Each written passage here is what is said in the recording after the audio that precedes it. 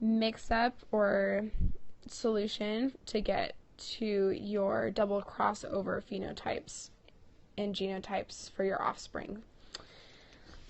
And then for part 3 or part C, you're just trying to figure out the distances between the 3 genes that you just determined. And so when you figure out the first one, you already have your 2 double crossover groups, and then once you look at the genotypes, you should get 97 and 89. So once you plug those into your equation and multiply by 100, then you divide by 4,000 because that's your total number of offspring. So you should get 5 MUs between the CD gene and the K gene. And you're going to do that again with your 2 remaining offspring phenotypes, and you should get 138 and 128. And you just divide by 4,000, or total number of offspring, and multiply by 100 again, and you're going to get 7 MUs between the K gene and the E gene.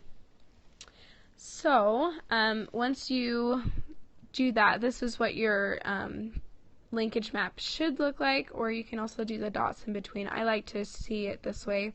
So you have 5 MUs and 7 MUs between your genes here. And then for D, or number 4, you're trying to find inference, so you take your distances divided by 100 and multiply those together, and you should get 0.0035. Then you take that number and multiply by your total number of offspring, or 4,000, and you should get 14. And then you take your 2 double crossover groups, or your smallest groups, and 8 and 6 is also 14. So once you plug that into your inference equation, 1 minus 14 over 14, or just 1, so 1 minus 1 is 0, so you're going to get 0% for your inference. And this is just kind of an overview of all the answers you should get for that problem.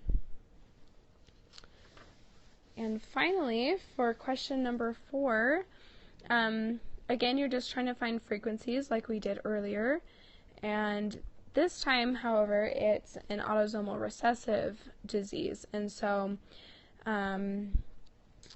this disease affects 1 in 32,000. So for part A, you're just trying to find the frequency of one of the recessive D alleles, and so this is the genotype of the people affected. And so, because you just need 1D, you just take the square root of 1 over 32,000, and you should get 0.0035